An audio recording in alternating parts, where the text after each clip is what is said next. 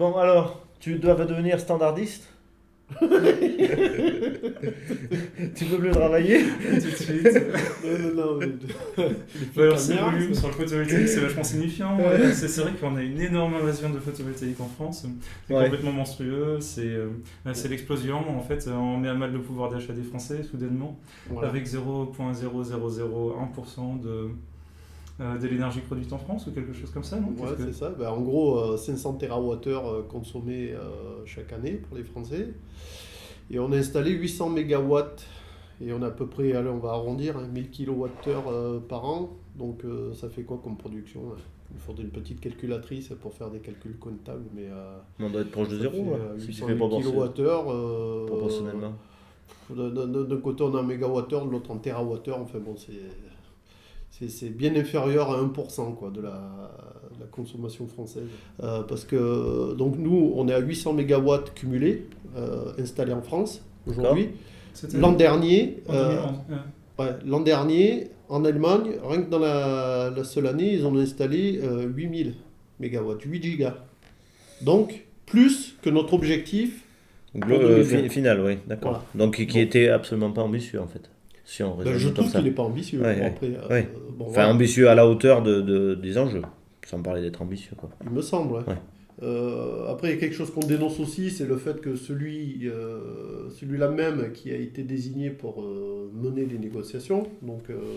Charpin, qui est à la direction générale du fisc, c'est celui-là même qui a écrit un rapport à charge au mois d'août et qui a engendré la baisse subite au 1er septembre.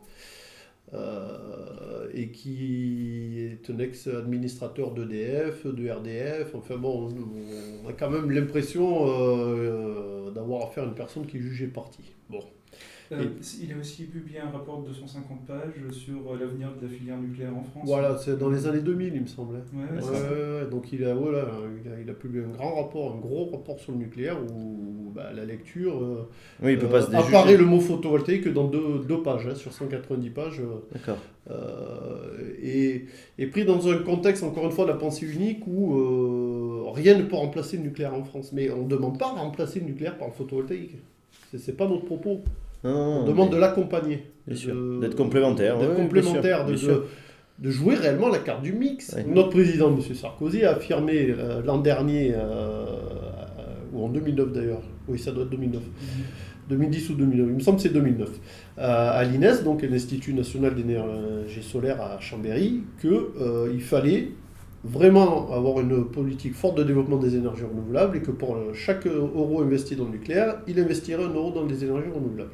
Bon, ben on demande à les voir, à en voir les faits. Le plus gros reproche que j'aurais, parce que moi je suis pas anti-nucléaire non plus, hein, Ouais. c'est pas parce que je fais du solaire et de la chaudière bois que je suis anti-nucléaire, mais je suis pas pro-nucléaire non plus, j'ai trop de choses à leur reprocher, Oui. et notamment le fait que la plupart des pro-nucléaires, ont ce qu'on appelle la pensée unique, et pour eux, c'est le seul moyen existant et à Ah développer. ben non, enfin en Alors tout cas que c'est non, pas il mon cas. faut Ouais. mettre à... D'ailleurs, ça marche pas leur histoire, puisque regardez, je demande à tout le monde, à tous les Français, de prendre le temps de regarder sur sa facture EDF, vous verrez qu'il n'y a pas que du nucléaire, et que parce qu'il y a du nucléaire, il y a du charbon et du fioul, et qu'on construit des centrales charbon en France, et qu'on en a besoin pour absorber les pics de consommation, parce que notre nucléaire ne peut pas répondre aux pics de consommation. Donc, Mais on Et- pourrait construire des stations. ça, c'est le problème hivernal. Il faut savoir qu'en été, les pics de consommation, ils ne sont pas à 19h, mais à midi. Donc là, le solaire a tout son intérêt. Donc les journées ensoleillées, grâce ça permettrait à cet apport-là, on peut ne pas démarrer certaines centrales fuel polluantes. ou Ouais. garder notre eau dans les barrages. Pour les D'accord. jours où il pleut. Et D'accord. quand il pleut, on remplit les barrages. Donc finalement, le mix a plein Bien sûr. d'intérêts, quoi. Il faut que les projets Soient soient viables économiquement économiquement. Ah ben non, rentables. ça marche Voilà, pas sinon sinon. plus Ah, personne n'y va. Il faut qu'il y ait les deux aspects, quoi. bien sûr. Moi, Et- je le vois bien. Début 2006, effectivement, les premières installations que j'ai vendues, les gens me parlaient d'écologie. Les dernières que Bien j'ai sûr. vendues, c'était plutôt ah mais en plus si c'est bien pour l'environnement, c'est super. Oui, mais comme on disait tout C'était à l'heure, pas leur souci premier, effectivement. Mais, le nucléaire n'est pas ennemi du solaire Et il et devrait l'économie n'est pas ennemi non plus de l'écologie, bien au contraire. Et ça Mais peut voilà, fonctionner, mais voilà, mais ça devrait, voilà, ça doit voilà. fonctionner comme ça, quoi.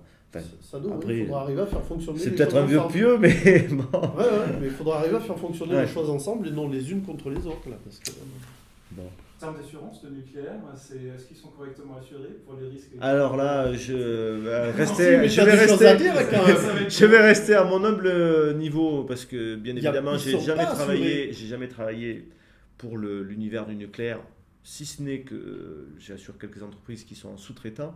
Oui, mais Donc, qui ils c'est qui est produisent sur des les restes. centrales Mais C'est au pas niveau toi des qui me- centrales, pour moi, aujourd'hui, Il y a aucun assureur. comme d'autres secteurs d'activité, tout ce qui est en rapport avec l'État s'exonère d'assurance. C'est-à-dire qu'ils se considèrent suffisamment capables d'assumer, en cas de pépin, financièrement les choses. Voilà.